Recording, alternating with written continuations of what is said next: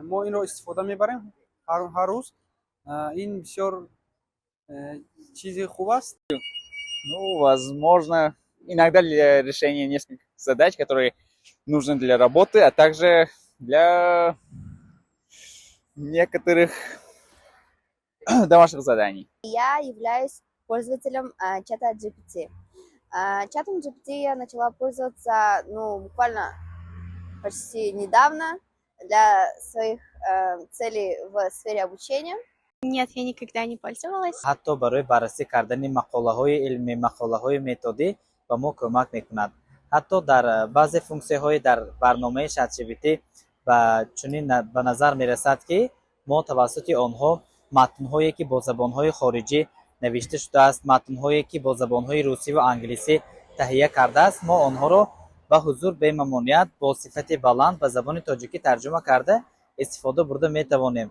ҳамчунин ман дар ChatGPT барои таҳия кардани маводҳое ки барои ҷалб кардани хонандагон, методҳои гуногуни дарсгузарӣ, умуман он чизе ки барои ман лозим мешавад, бо такя бар анамон барнома таҳия мекунам ва дар таҷрибаи кории ҳамарӯзам истифода мебарам. Я пользовалась чатом GPT.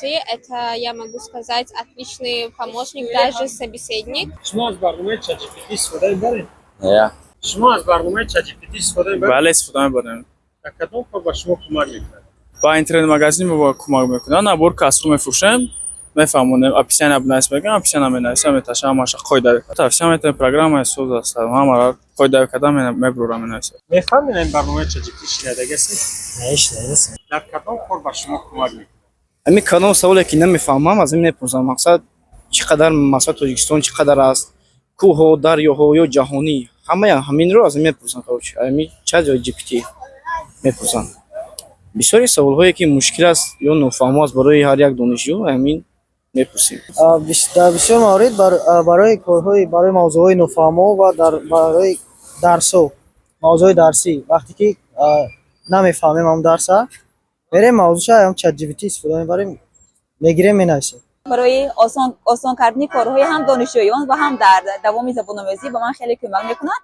مثلا من در دوره زبان‌آموزی برای استفاده نمودن لغت‌های نو، آموختن لغت‌های نو و هنگامی با سخن گفتن با چت جی پی تی در لغت‌های نو استفاده میبرم و در دوام درس برای اجرای وظیفه‌ها نیز اگر وظیفه کمی مشکلی کند چت جی پی تی حتما برای اجرای آن یگان ایده نو میدهد یا یگان راه نوی حل یگان ایده نو رو میدهد که توسط همون چت جی پی تی من وظیفه‌ام رو آسان و با صرف نمودن وقت استفاده میبرم. استفاده کمی آن به منفعت هر یک ما خواهد بود، اما بر زیاد استفاده نمودن چت جی پی تی ما رو بین تنبل میکند و ما کوشش میکنیم که معلومات ها رو به طرزی یعنی به صرفه نمودن قوه روحانی به صرفه نمودن قوه ذهنی استفاده یعنی دریابیم. چت جی پی تی رو تایم کیلر نیز ما گفته میتونیم، یعنی وقت کشنده.